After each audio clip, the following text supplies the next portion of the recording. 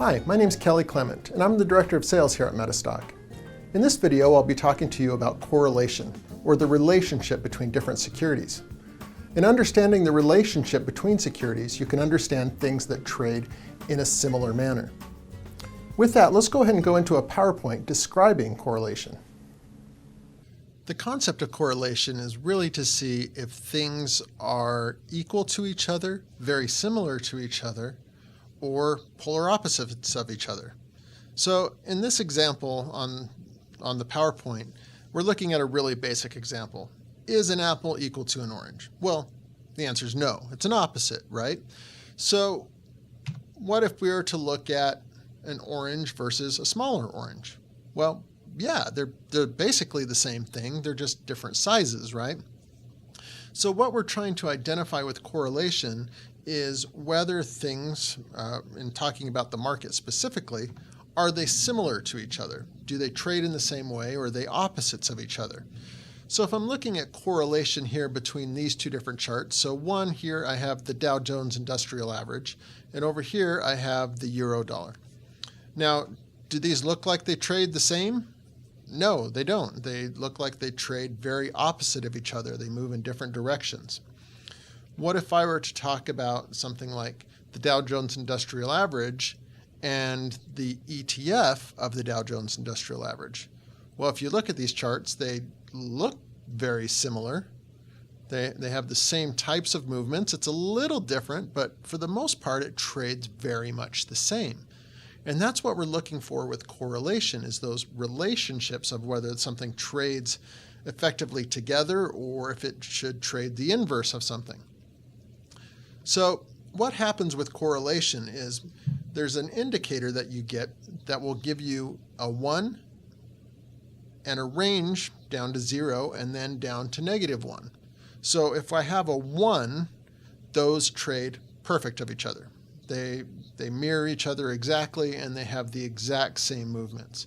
If I have a -1, I'm trading the polar opposite. So when one thing does 1, the other one does the exact opposite. It moves in the other direction. So if I was going up and I had and my relationship was -1 and the Dow was going up, then whatever it was on the other side would be going down in an exactly opposite direction. So that's what a correlation is and how it applies. So how would I use this on a chart and looking at the market? Well, there's actually 3 different ways we can use correlation in a software. One is correlation of one instrument to another. So basically what this is saying is if we're looking at, again, the Dow, and we're looking at the Dow Mini, well, if those are moving together, we have a good idea that they'll trade together. They'll move in the same direction. And if we see something as a negative correlation, we know when one thing's moving up, that other's going to be moving down. So let's actually look at a chart for just a moment here. Let's actually look at that Dow example to start us off. So I'm just going to open up the Dow Jones here. And let's open up a clean chart. Okay, so here I have the Dow. So what I'm going to do is put in with it the Dow ETF that we're looking at, which is called the diamonds. So let's go ahead and put this in its own window here. So again, we can see those movements. They look very similar, but the correlation indicator up here will let us check that and see how they actually move and if they move well together. So I'm just going to select both those plots, bring the correlation indicator in. Okay, now we see this movement. And over here you see that range we were talking about. We have the 1, and it never goes above 1. It'll stay right there down to -1. Now, this one is very highly correlated, meaning that it trades very similarly. So you're always going to see that range very close to 1. So I can see my value here. So right now I'm at 0.99372. So I'm very, very close to 1. So it tells me that the movement of these together are going to move very closely together. Now let's maybe look at a different example. Let's take maybe gold and silver. So let's open up the gold contract here. And let's just do a clean chart here again to be sure. And let's go ahead and put silver in there with it.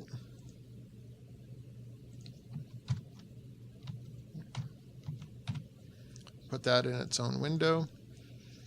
And let's do a correlation along with that. Okay, so now what we're seeing here is, again, we have this one's a little differently because there's times that it does trade very closely and other times that it doesn't. So here we'll see right now we're very close to 1. We're at 0.83 right now, and there's been a lot of times that it does move with silver does move with gold, but it also has times that it does not. It has its own movement. So if it's at 0, it's not necessarily deviating, but it's not moving in tandem with gold. It's doing its own thing, and it's not trading a polar opposite. So if you were looking for things that moved similar to each other, you would want to watch the correlation to see if it's moving out of sync. And if it's starting to move out of sync, that could be a different opportunity for you. Okay, so that's a few examples of using correlation with price. Now let's look at our next example here. Correlation of an instrument's price to an indicator. Well, so what we're saying here is you can measure the relationship between an indicator and an instrument's price. So if it's, again, high, it works very closely. Okay, so let's take a look here, and let's put on an indicator. Let's just take off correlation here, and let's take off silver, and we can just stick with gold here, not a problem. So let's say, for example, we're interested in the MACD. Okay, so I'm just going to put the MACD on my chart, and I want to see if the MACD and gold are very closely correlated to each other. So again, I can just select those two plots, and then what I can do is grab correlation again and look for that relationship between them. Okay, so here we can see right now the MACD and gold are moving very closely to each other. They're mirroring each other very well. But what happened back here? We were all the way down at the negative one. Okay, so you can use this as an example to see if your indicators are moving together, if they're in correlation with the security, and that can help guide you in the direction of your trade. Okay, so let's take the last example here. Correlation of one indicator to another. So if you wanted to see if two momentum-based indicators were working in tandem, or if one leads the other. Okay, so we can use it that way. So let's close this one out. And then we'll just stay with gold here.